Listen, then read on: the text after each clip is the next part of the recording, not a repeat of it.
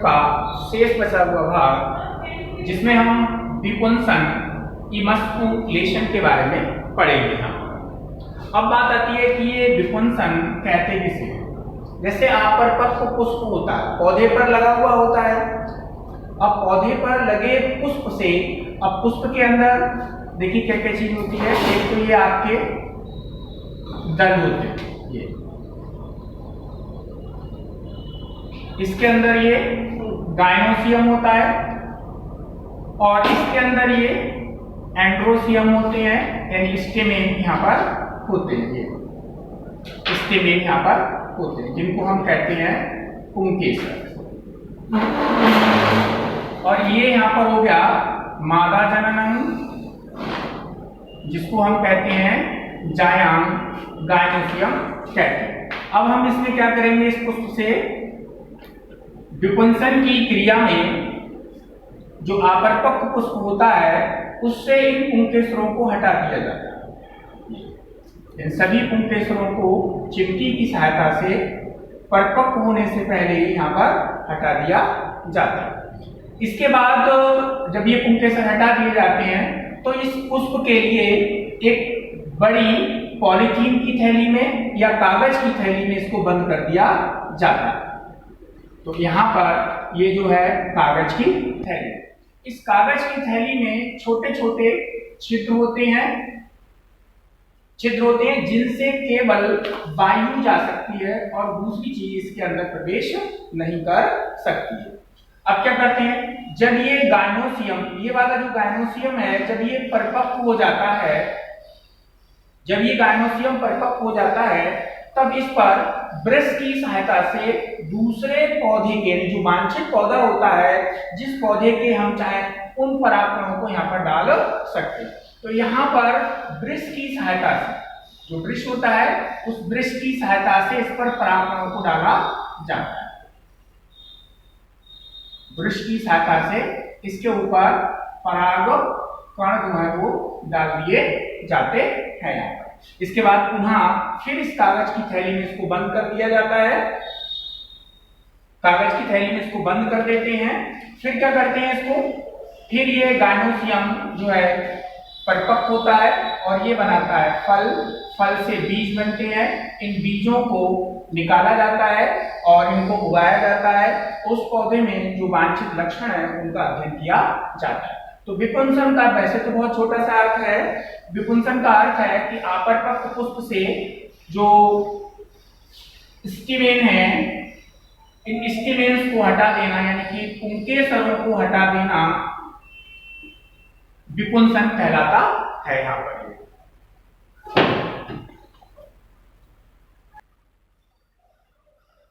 पराग स्त्री केसर अंतःक्रिया, लैंगिक असंगता कहते हैं।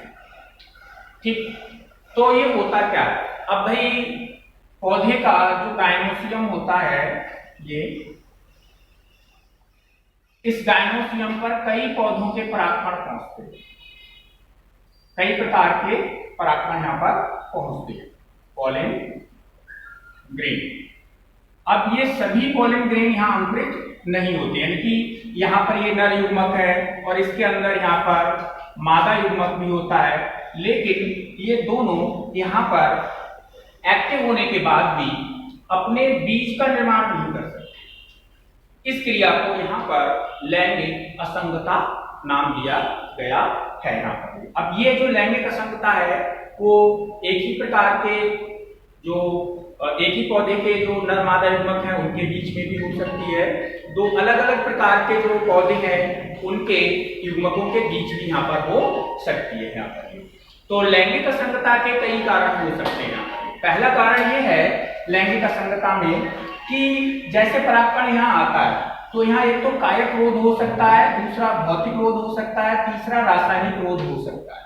तो एक तो यह है कि यहाँ पर ये क्यूटिकल की परत होती है, इस क्यूटिकल की परत को ये जो परागकण की पॉलन ट्यूब है वो भेद नहीं सकती।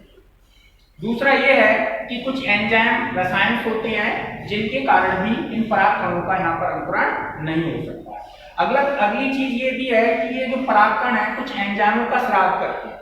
इस एंजाइमों के स्राव से क्या होता है, ये जो वर्तिकाग्र की क्यूटिकल ये गल जाती है, जिसके कारण ये जो पराग नलिका है वो वर्तिकाग्र के अंदर होती हुई अंदर की ओर बढ़ने लगती है। यहाँ पर तो लैंगिक असंगता का मतलब है दोनों नर मादा युग्मक हैं, सक्रिय हैं, लेकिन फिर भी क्या कर सकते हैं, निषेचन नहीं कर सकते, बीज का निर्माण नहीं कर सकते हैं। यहाँ पर देखिए अब हम यहाँ पर पढ़ेंगे आपकी पौधों में निषेचन, फर्टिलाइजेशन। तो यहाँ पर क्या होता है, नर मादा जो युग्मक होते हैं जिनको मेल फीमेल गैमीट्स और फीमेल गैमीट्स कहते हैं, तो मेल गैमीट और फीमेल गैमीट आपस में फ्यूजन करते हैं और जायगोट बनाते हैं। उस जायगोट से भ्रूण बनता है और वो जो भ्रूण है इस निषेचन के पश्चात भ्रूण फिर बीज फल ये इन चीजों का यहाँ पर विकास होता है। तो निषेचन का मतलब यह है कि नर युग्मक जिसको हम मेल गैमीट कहेंगे, दूसरा मादा युग्मक जिसको हम फीमेल गैमीट कहेंगे, तो फीमेल गैमीट कहेंगे। इन दोनों युग्मकों का यहाँ पर क्या होता है, संलयन होता है, तो जिसे हम फ्यूजन कहते हैं। अब यहाँ पर एक सेल्स बनेगी जिसको हम जायगोट कहते हैं, जायगोट कहते हैं। अब इस जायगोट से ही क्या बनेगा, भ्रूण बनता है। इस क्रिया को यहाँ पर निषेचन कहते हैं। अब इनको हम स्टेप वाइज पढ़ेंगे। जैसे सबसे पहले वर्तिकाग्र पर परागकणों का अंकुरण,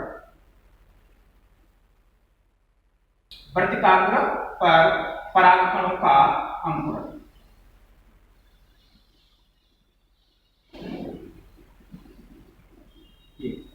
तो वर्तिकाग्र यानी परागण की क्रिया में परागकण कहाँ गए, ये वर्तिकाग्र पर आ गए।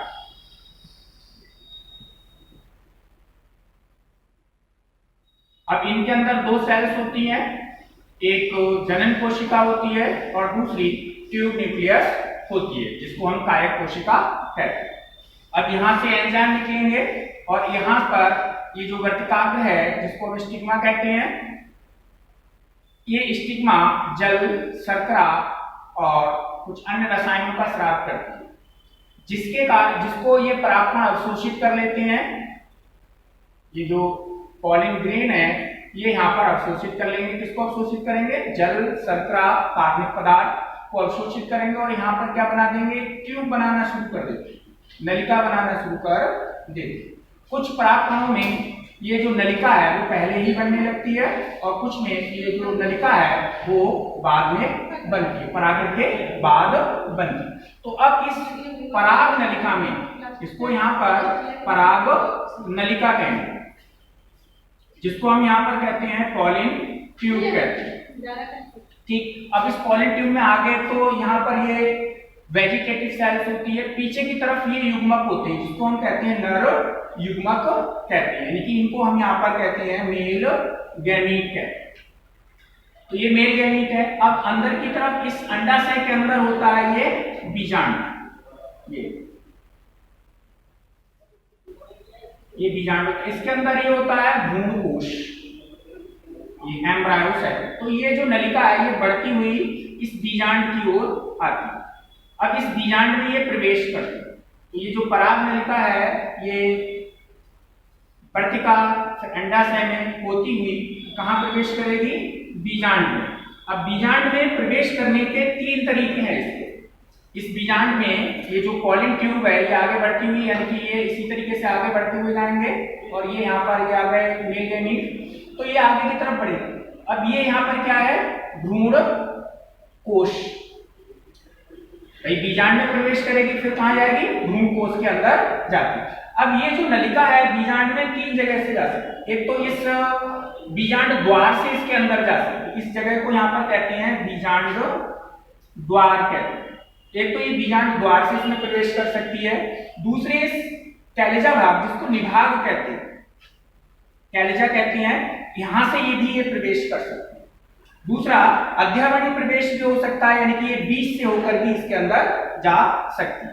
अब ये पराग नलिका जब अंडद्वारी प्रवेश होता है, यानी बीजांड द्वार से जब ये प्रवेश करके भ्रूण कोश में, भ्रूण कोश की तरफ जाती है, यहाँ पर ये भ्रूण कोश है, यहाँ पर ये पहुंचेगी। अब भ्रूणकोश में भी प्रवेश करने का तरीका इसका अलग होता है। यहाँ पर अब देखेंगे हम यहाँ पर किस प्रकार से ये परागनलिका भ्रूणकोश में प्रवेश करती है। तो यहाँ पर आएगा परागनलिका का भ्रूणकोश में प्रवेश। देखिए कैसे प्रवेश करती है यहाँ पर। अब इस भ्रूणकोश को हम यहाँ बना देते हैं। यहां पर ये दो सहायक कोशिकाएं हैं, पहले इसके बारे में हम लोग पढ़ चुके हैं।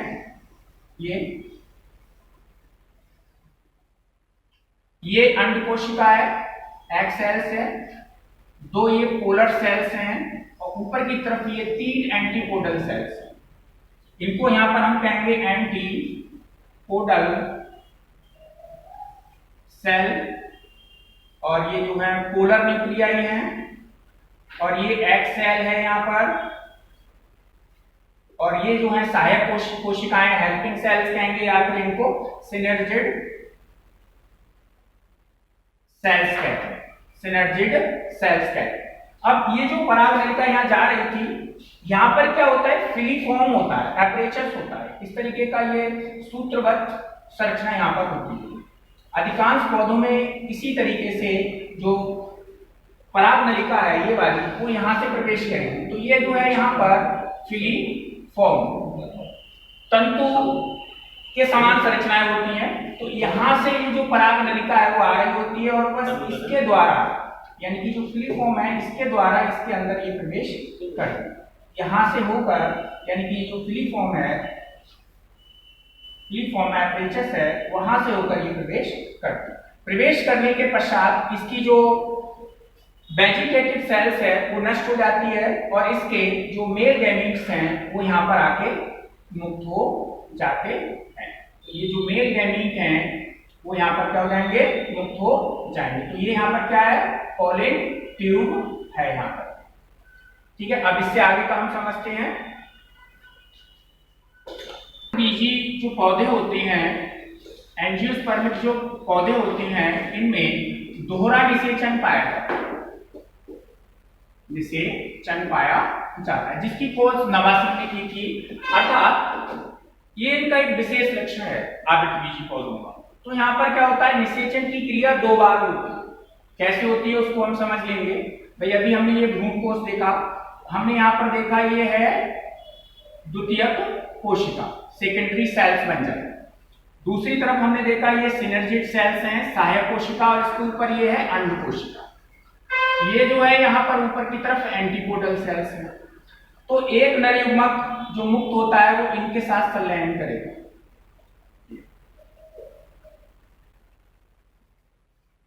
और ऊपर की तरफ ये क्या है, नर युग्मक है।